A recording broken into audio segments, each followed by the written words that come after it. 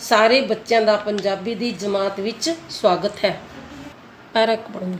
ਪਾਠ 7ਵਾਂ ਮਿੱਤਰ ਦੀ ਪਹਿਚਾਣ। ਇੱਕ ਜੰਗਲ ਵਿੱਚ ਇੱਕ ਹਿਰਨ ਰਹਿੰਦਾ ਸੀ। ਕਾਂ ਉਸ ਦਾ ਇੱਕ ਮਿੱਤਰ ਸੀ। ਉਹ ਦੋਵੇਂ ਇੱਕ ਦੂਜੇ ਦੇ ਨੇੜੇ ਨੇੜੇ ਰਹਿੰਦੇ ਸਨ। ਸਵੇਰੇ ਸਵੇਰੇ ਜਦੋਂ ਆਪਣੀ ਭੁੱਖ ਮਿਟਾਉਣ ਲਈ ਇੱਧਰ ਉੱਧਰ ਨਿਕਲ ਜਾਂਦੇ, ਸ਼ਾਮ ਨੂੰ ਵਾਪਸ ਪਰਤ ਆਉਂਦੇ, ਆ ਕੇ ਇੱਕ ਦੂਜੇ ਦਾ ਹਾਲ ਚਾਲ ਪੁੱਛਦੇ, ਗੱਲਾਂ ਬਾਤਾਂ ਕਰਦੇ ਤੇ ਸੋ ਜਾਂਦੇ। ਇਉਂ ਇਹਨਾਂ ਦਾ ਸਮਾਂ ਸੁੱਖ ਸ਼ਾਂਤੀ ਨਾਲ ਬੀਤ ਰਿਹਾ ਸੀ। ਇੱਕ ਦਿਨ ਹਿਰਨ ਆਪਣੇ ਭੋਜਨ ਦੀ ਭਾਲ ਵਿੱਚ ਜੰਗਲ ਵਿੱਚ ਫਿਰ ਰਿਹਾ ਸੀ। ਉਸ ਨੇ ਇੱਕ ਗਿੱਦੜ ਨੂੰ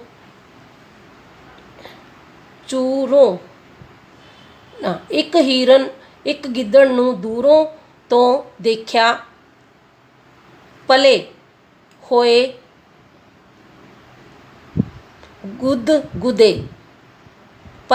ਗੁਦਗੁਦੇ ਸ਼ਾਮ ਵੇਲੇ ਗੁਦਗੁਦੇ ਮਾਸ ਵਾਲੇ ਹਿਰਨੇ ਨੂੰ ਵੇਖ ਕੇ ਗਿੱਦੜ ਨੇ ਮੂੰਹ ਵਿੱਚ ਪਾਣੀ ਭਰ ਆਇਆ। ਉਸ ਨੇ ਸੋਚਿਆ ਕਿ ਇਸ ਹਿਰਨ ਨੂੰ ਕਿਵੇਂ ਨਾ ਕਿਵੇਂ ਸ਼ਿਕਾਰ ਬਣਾਇਆ ਜਾਵੇ ਤੇ ਇਸ ਦਾ ਮਾਸ ਖਾਧਾ ਜਾਵੇ। ਹਿਰਨ ਗਿੱਦੜ ਦੀ ਕਾਬੂ ਆਉਣ ਵਾਲਾ ਨਹੀਂ ਸੀ। ਗਿੱਦੜ ਕੁਝ ਸੋਚ ਕੇ ਹਿਰਨ ਦੇ ਕੋਲ ਗਿਆ। ਗਿੱਦੜ ਨੂੰ ਆਪਣੇ ਵੱਲ ਆਉਂਦਾ ਦੇਖ ਕੇ ਹਿਰਨ ਚੀਕਿਆ, ਕੌਣ ਹੈ ਤੂੰ? ਖਬਰਦਾਰ ਜੇ ਅੱਗੇ ਵਧਿਆ। ਗਿੱਦੜ ਮੀਸਣਾ ਬਣ ਕੇ ਬੋਲਿਆ, ਸੱਜਣਾ ਕਿਸੇ ਉਪਰੇ ਬਾਰੇ ਕੁਝ ਜਾਣੇ ਬਿਨਾ ਇਵੇਂ ਕਬੋਲ ਨਹੀਂ ਬੋਲਣੇ ਚਾਹੀਦੇ। ਮੈਂ ਤਾਂ ਪਰਦੇਸੀ ਹਾਂ। ਤੈਨੂੰ ਇਸ ਜੰਗਲ ਵਿੱਚ ਦੇਖ ਕੇ ਮੈਨੂੰ ਬੜੀ ਖੁਸ਼ੀ ਹੋਈ ਹੈ ਕਿ ਕੋਈ ਸਾਥੀ ਮਿਲ ਗਿਆ ਹੈ। 4 ਦਿਨ ਪਰਦੇਸ ਵਿੱਚ ਖੁਸ਼ੀ ਨਾਲ ਬੀਤਣਗੇ, ਪਰ ਤੂੰ ਤਾਂ ਮੈਨੂੰ ਦੂਰੋਂ ਹੀ ਨਫ਼ਰਤ ਕਰ ਰਿਹਾ ਹੈ। ਹਿਰਨ ਨੇ ਫਿਰ ਤਾੜਨਾ ਕਰਦੇ ਹੋਏ ਕਿਹਾ, ਠੀਕ ਹੈ, ਤੂੰ ਪਰਦੇਸੀ ਹੈ, ਪਰ ਮੈਂ ਤਾਂ ਸਾਡਾ ਦੁਸ਼ਮਣ। ਤੂੰ ਮਾਸਖੋਰਾ ਹੈ ਤੇ ਕਿਸੇ ਵੇਲੇ ਵੀ ਧੋਖਾ ਦੇ ਕੇ ਵੈਰ ਕਮਾ ਸਕਦਾ ਹੈ। ਮੀਸਣੇ ਗਿੱਦੜ ਨੇ ਫਿਰ ਕਿਹਾ, ਰਾਮ ਰਾਮ ਭਰਾਵਾ, ਮੈਂ ਤਾਂ ਮਾਸ ਖਾਣਾ ਤਿਆਗ ਦਿੱਤਾ ਹੈ ਤੇ ਫਲ ਫੁੱਲ ਖਾ ਕੇ ਹੀ ਢਿੱਡ ਭਰਦਾ ਹਾਂ। ਸੱਚ ਤਾਂ ਇਹ ਹੈ ਕਿ ਮੈਂ ਇੱਥੇ ਗੰਗਾ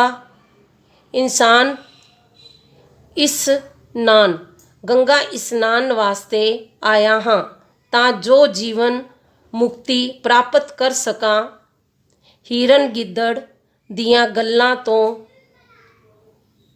ਪਸੀਜ ਗਿਆ ਤੇ ਨਰਮੀ ਨਾਲ ਬੋਲਿਆ, ਠੀਕ ਹੈ ਭਰਾਵਾ, ਮੈਨੂੰ ਕੀ ਪਤਾ ਸੀ ਤੂੰ ਬੜੀ ਖੁਸ਼ੀ ਨਾਲ ਇੱਥੇ ਰਹੂੰ। ਗਿੱਦੜ ਨੇ ਆਪਣੀ ਚਾਲ ਚੱਲੀ ਦੇਖ ਕੇ ਫਿਰ ਨਰਮੀ ਨਾਲ ਕਿਹਾ, ਮਿੱਤਰਾ, ਜ਼ਿੰਦਗੀ ਤਾਂ 2 ਦਿਨ ਦੀ ਹੈ। ਕੱਲ੍ਹ ਦਾ ਕੀ ਭਰੋਸਾ ਨਹੀਂ। ਕਿਸੇ ਨਾਲ ਵੈਰ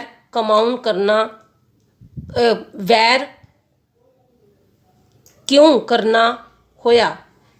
ਰੱਬ ਤੈਨੂੰ ਭਾਗ ਲਾਵੇ। ਮੈਂ ਇਸ ਜੰਗਲ ਤੋਂ ਬਿਲਕੁਲ ਅਣਜਾਣ ਹਾਂ ਤੇ ਤੂੰ ਕਹੇ ਤਾਂ ਮੈਂ ਤੇਰੇ ਕੋਲੋਂ ਹੀ ਰਹਿ ਪਵਾਂ। ਹਿਰਨ ਨੇ ਆਖਿਆ, ਹਾਂ, ਤੂੰ ਬੜੀ ਖੁਸ਼ੀ ਨਾਲ ਮੇਰੇ ਕੋਲ ਰਹਿ ਸਕਦਾ ਏ। ਮੈਨੂੰ ਕੀ ਦੁੱਖ ਹੈ, ਸਗੋਂ ਕੰਠੇ ਰਹਿਣ ਨਾਲ ਵਕਤ ਸੁਨਹਿਰਾ ਬੀਤੇਗਾ। ਸ਼ਾਮ ਪਈ ਤਾਂ ਗਿੱਦੜ ਹਿਰਨ ਨਾਲ ਹੀ ਉਸ ਦੇ ਟਿਕਾਣੇ 'ਤੇ ਚਲਾ ਗਿਆ। ਜਦ ਟਿਕਾਣੇ 'ਤੇ ਨੇੜੇ ਪਹੁੰਚੇ ਤਾਂ ਕਾਂ ਨੇ ਹਿਰਨ ਦੇ ਨਾਲ ਗਿੱਦੜ ਨੂੰ ਆਉਂਦਿਆਂ ਦੇਖ ਕੇ ਬੜੇ ਕਰੋਪ ਨਾਲ ਆਖਿਆ, ਹਿਰਨ ਮਿੱਤਰਾ, ਇਹ ਆਪਣੇ ਨਾਲ ਕਿਸ ਦੁਸ਼ਟ ਵੈਰੀ ਨੂੰ ਲੈ ਕੇ ਆਇਆ ਹੈ? ਤੂੰ ਇਸ ਦੇ ਜਾਲ ਵਿੱਚ ਕਿਵੇਂ ਫਸ ਗਿਓ? ਗਿੱਦੜ ਬੋਲਿਆ, ਹਿਰਨ ਭਰਾਵਾ, ਇਹ ਤੇ ਮੇਰਾ ਬੜਾ ਅਨਾਦਰ ਹੋਇਆ ਹੈ। ਮੈਂ ਵਾਪਸ ਜਾਂਦਾ ਹਾਂ। ਇਸ ਤਰ੍ਹਾਂ ਬੇਇੱਜ਼ਤੀ ਕਰਾਉਣ ਨਾਲੋਂ ਤਾਂ ਬੇਘਰ ਹੀ ਚੰਗਾ ਹਾਂ। ਹਿਰਨ ਨੂੰ ਉਸ ਦੀ ਗੱਲ ਸੁਣ ਕੇ ਦੁੱਖ ਹੋਇਆ। ਉਹ ਬੋਲਿਆ, ਨਹੀਂ ਮਿੱਤਰਾ, ਤੂੰ ਠਹਿਰ। ਕਾਂ ਮੇਰਾ ਚੰਗਾ ਮਿੱਤਰ ਹੈ। ਉਸ ਨੇ ਤੇਰੇ ਬਾਰੇ ਪਤਾ ਨਹੀਂ। ਫਿਰ ਹਿਰਨ ਨੇ ਕਾਂ ਨੂੰ ਸੰਬੋਧਨ ਕਰਕੇ ਕਿਹਾ, ਮਿੱਤਰਾ ਕਾਵਾਂ, ਤੈਨੂੰ ਮੇਰੇ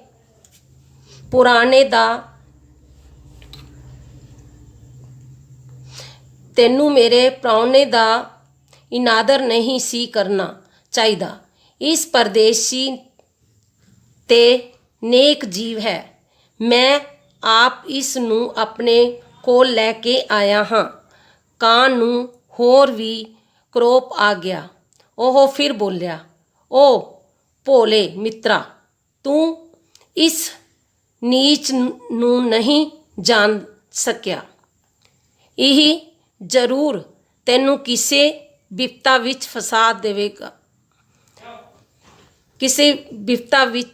ਫਸਾ ਕੇ ਮਾਰੇਗਾ। ਹਿਰਨ ਨੂੰ ਬੁਰਾ ਲੱਗਿਆ।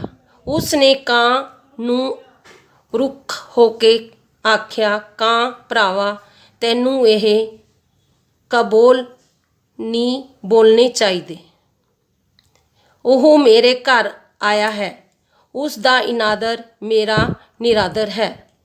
ਕਾਂ ਬੜਾ ਦੁਖੀ ਹੋਇਆ ਤੇ ਬੋਲਿਆ, ਤੇਰੀ ਮਰਜ਼ੀ ਭਰਾਵਾ, ਪਰ ਤੂੰ ਇੱਕ ਦਿਨ ਪਛਤਾਵੇਂਗਾ ਤੇ ਮੇਰੀ ਗੱਲ ਨੂੰ ਯਾਦ ਕਰੇਂਗਾ ਕਿ ਕਾਂ ਠੀਕ ਕਹਿੰਦਾ ਸੀ। ਇਹੀ ਕਹਿ ਕੇ ਕਾਂ ਚੁੱਪ ਹੋ ਗਿਆ ਤੇ ਦੋਹਾਂ ਵਿੱਚ ਬੋਲਚਾਲ ਬੰਦ ਹੋ ਗਈ। ਇਸ ਤੋਂ ਬਾਅਦ ਤਿੰਨ ਆਪਣੇ ਆਪਣੇ ਢਿੱਡ ਭਰਨ ਲਈ ਸਵੇਰੇ ਹੀ ਨਿਕਲ ਜਾਂਦੇ ਤੇ ਸ਼ਾਮ ਨੂੰ ਆ ਕੇ ਆਰਾਮ ਕਰਦੇ। ਜਦ ਕੁਝ ਦਿਨ ਬੀਤ ਗਏ ਤਾਂ ਗਿੱਦੜ ਨੇ ਸੋਚਿਆ ਕਿ ਹੁਣ ਹਿਰਨ ਉਸ 'ਤੇ ਪੂਰਾ ਭਰੋਸਾ ਕਰ ਬੈਠਾ ਹੈ। ਹੁਣ ਕੋਈ ਚਾਲ ਚੱਲਣੀ ਚਾਹੀਦੀ ਹੈ। ਕਿਵੇਂ ਨਾ ਕਿਵੇਂ ਇਹ ਹਿਰਨ ਮਰਵਾਇਆ ਜਾਵੇ ਤੇ ਇਸ ਦਾ ਲੁੱਸ ਕਰਦਾ ਮਾਸ ਆਨੰਦ ਨਾਲ ਖਾਧਾ ਜਾਵੇ।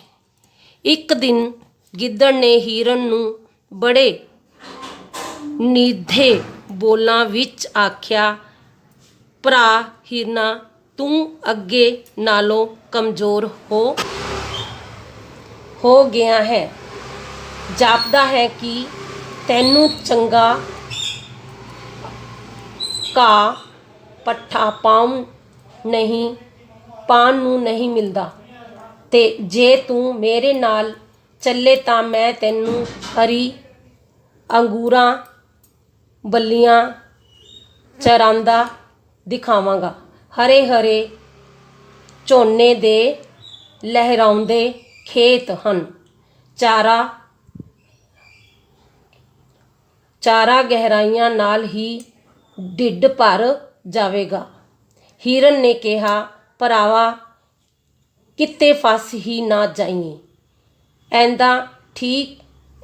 ਐਂਦਾ ਹੀ ਠੀਕ ਹੈ। ਗਿੱਦੜ ਝੱਟ ਬੋਲਿਆ, ਤੈਨੂੰ ਮੇਰੇ 'ਤੇ ਵਿਸ਼ਵਾਸ ਨਹੀਂ? ਮੈਂ ਤੇਰੇ ਨਾਲ ਹੋਵਾਂਗਾ, ਫਿਰ ਤੈਨੂੰ ਕਹਾਂਦਾ ਡਰ। ਹੀਰਨ ਮੰਨ ਗਿਆ ਤੇ ਦੂਜੇ ਦਿਨ ਗਿੱਦੜ ਨੇ ਨਾਲ ਚਲਾ ਗਿਆ। ਹਰੇ ਝੋਨੇ ਦੇ ਖੇਤ ਵੇਖ ਕੇ ਹੀਰਨ ਦਾ ਮਨ ਖਿੜ ਗਿਆ। ਉਸ ਨੇ ਖੂਬ ਢਿੱਡ ਭਰ ਕੇ ਹਰੇ ਪੱਠੇ ਚਰੇ ਤੇ ਆਨੰਦ ਮਾਰਿਆ। ਰੋਜ਼ ਖੇਤ ਚਰਿਆ ਹੋਇਆ ਦੇਖ ਕੇ ਖੇਤ ਦੇ ਮਾਲਕ ਨੂੰ ਬੜਾ ਦੁੱਖ ਹੋਇਆ। ਉਸ ਨੇ ਹੀਰਨ ਨੂੰ ਫੜਨ ਵਾਸਤੇ ਖੇਤ ਵਿੱਚ ਜਾਲ ਲਾ ਦਿੱਤਾ। ਦੂਜੇ ਦਿਨ ਜਦ ਹੀਰਨ ਖੇਤ ਵਿੱਚ ਚਰਨ ਲਈ ਫੜਿਆ ਤਾਂ ਜਾਲ ਵਿੱਚ ਫਸ ਗਿਆ। ਉਸ ਨੇ ਜਾਲ ਵਿੱਚੋਂ ਨਿਕਲਣ ਵਾਸਤੇ ਬੜੇ ਹੱਥ ਪੈਰ ਮਾਰੇ ਪਰ ਅਸਫਲ ਹੀ ਰਿਹਾ। ਗਿੱਦੜ ਪਹਿਲੀ ਹੀ ਇਸ ਤਾਕ ਵਿੱਚ ਸੀ। ਉਸ ਨੇ ਜਿਉਂ ਹੀ ਹੀਰਨ ਨੂੰ ਫਸਾਇਆ ਡਿੱਠਾ ਤਾਂ ਬੜਾ ਖੁਸ਼ ਹੋਇਆ, ਇਹ ਪੱਕਾ ਕਰਨ ਲਈ ਕਿ ਹੀਰਨ ਹੁਣ ਚੰਗੀ ਤਰ੍ਹਾਂ ਫਸ ਗਿਆ ਹੈ ਕਿ ਨਹੀਂ ਉਹ ਜਾਲ ਦੇ ਕੋਲ ਗਿਆ। ਹੀਰਨ ਨੇ ਜਿਉਂ ਹੀ ਗਿੱਦੜ ਨੂੰ ਆਉਂਦਿਆਂ ਦੇਖਿਆ ਤਾਂ ਖੁਸ਼ੀ ਨਾਲ ਉਛਲ ਕੇ ਬੋਲਿਆ, ਆ ਬਈ ਭਰਾਵਾ, ਮੈਨੂੰ ਪਤਾ ਸੀ ਕਿ ਤੂੰ ਜ਼ਰੂਰ ਮੇਰੀ ਮਦਦ ਨੂੰ ਆਵੇਂਗਾ। ਲੈ ਹੁਣ ਛੇਤੀ ਜਾਲ ਦੀਆਂ ਤੰਦੀਆਂ ਟੁੱਕ ਦੇ, ਮੈਨੂੰ ਆਜ਼ਾਦ ਕਰਾ।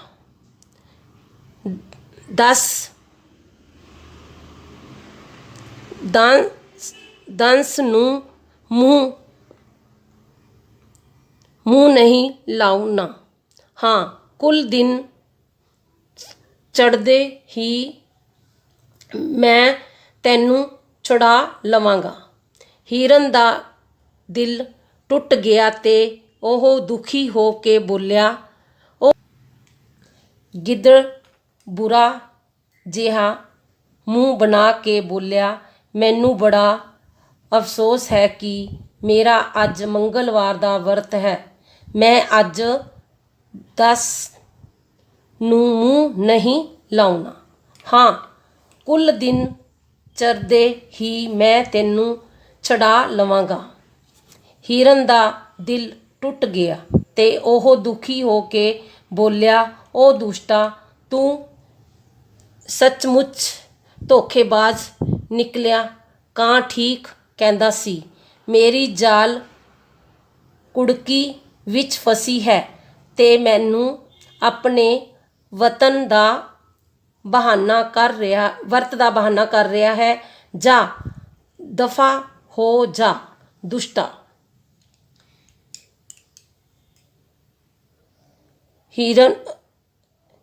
ਗਿੱਦੜ ਇੱਕ ਪਾਸੇ ਹੋ ਕੇ ਇੱਕ ਝਾੜੀ ਵਿੱਚ ਲੁਕ ਗਿਆ ਤੇ ਉਡੀਕਣ ਲੱਗਾ ਕਿ ਕਦ ਮਾਲਕ ਆਵੇਗਾ ਤੇ ਹੀਰਨ ਨੂੰ ਮਾਰ ਕੇ ਸੁੱਟੇਗਾ ਤੇ ਕਦ ਉਹ ਉਸ ਦਾ ਲੁਸ ਕਰਦਾ ਕੁਲਾ ਮਾਸ ਆਨੰਦ ਨਾਲ ਖਾਵੇਗਾ। ਸ਼ਾਮ ਪੈ ਗਈ। ਹੀਰਨ ਵਿਚਾਰਾ ਜਾਲ ਵਿੱਚ ਫਸਿਆ ਮੌਤ ਨੂੰ ਉਡੀਕ ਰਿਹਾ ਸੀ। ਉਧਰ ਕਾਂ ਨੇ ਦੇਖਿਆ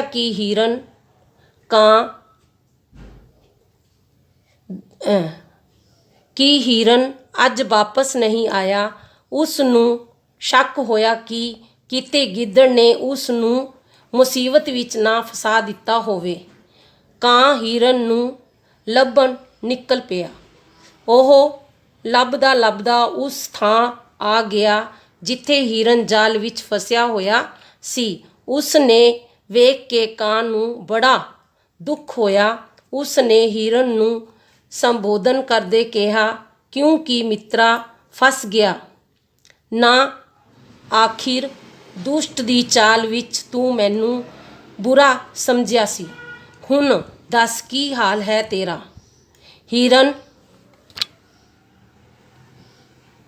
ਹੀਰਨ ਪਿੱਦੜਤ ਹੋ ਕੇ ਬੋਲਿਆ, ਸੱਚ ਹੈ ਮਿੱਤਰਾ, ਮੈਂ ਤੇਰਾ ਕਿਹਾ ਨਾ ਮੰਨਿਆ ਤੇ ਅੰਤ ਮੌਤ ਦੇ ਮੂੰਹ ਵਿੱਚ ਫਸ ਗਿਆ। ਚੰਗਾ ਜੋ ਭਾਰਾ ਵਿੱਚ ਇਸ ਉਹ ਸੀ ਮਿਲਿਆ। ਕਾਂ ਬੋਲਿਆ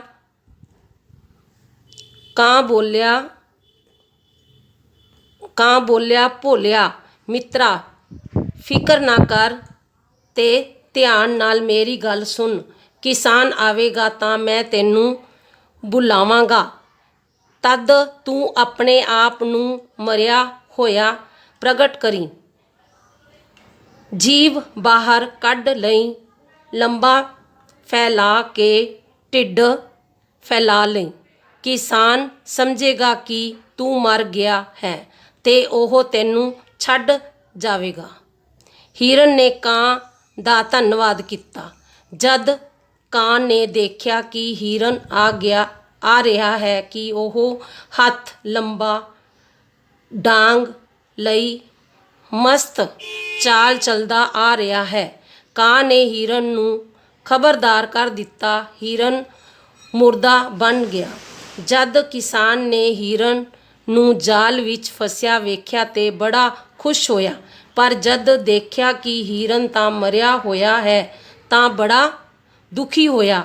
ਉਹ ਜਾਲ ਦੀਆਂ ਰੱਸੀਆਂ ਖੁੱਲ੍ਹਣ ਲੱਗਾ। ਜਿਉਂ ਹੀ ਕਿਸਾਨ ਕਿਸ ਪਾਸੇ ਦੀਆਂ ਰੱਸੀਆਂ ਖੋਲ੍ਹ ਕੇ ਦੂਜੇ ਪਾਸੇ ਦੀਆਂ ਰੱਸੀਆਂ ਖੋਲ੍ਹਣ ਲੱਗਾ ਤਾਂ ਕਾਂ ਨੇ ਆਵਾਜ਼ ਦਿੱਤੀ, ਦੌੜ ਜਾ ਮਿੱਤਰਾ। ਹਿਰਨ ਨੇ ਛਾਲ ਮਾਰੀ, ਹੋ ਗਿਆ। ਕਿਸਾਨ ਨੇ ਗੁੱਸੇ ਵਿੱਚ ਡਾਂਗ ਹਿਰਨ ਦੇ ਪਿੱਛੇ ਵਗਾ ਮਾਰੀ। ਹਿਰਨ ਤਾਂ ਦੂਰ ਨਿਕਲ ਗਿਆ ਸੀ। ਡਾਂਗ ਝਾੜੀ ਵਿੱਚ ਕੁੱਲੇ ਗਿੱਦੜ ਦੇ ਸਿਰ ਵਿੱਚ ਜਾ ਵੱਜੀ। ਗਿੱਦੜ ਉੱਥੇ ਹੀ ਚਿੱਤ ਹੋ ਗਿਆ। ਕਾਂ ਨੇ ਉੱਚੀ ਸਾਰੀ ਪੁਕਾਰਿਆ, ਮਿੱਤਰਤਾ ਦੀ ਜੈ, ਦੁਸ਼ਟ ਦੋਖੀ ਦੀ ਖੈ। ਇਸ ਵੀਡੀਓ ਨੂੰ ਬਾਰ-ਬਾਰ ਪੜ੍ਹੋ ਤੇ ਦੇਖੋ ਤੇ ਸੁਣੋ ਤੇ ਸਮਝੋ।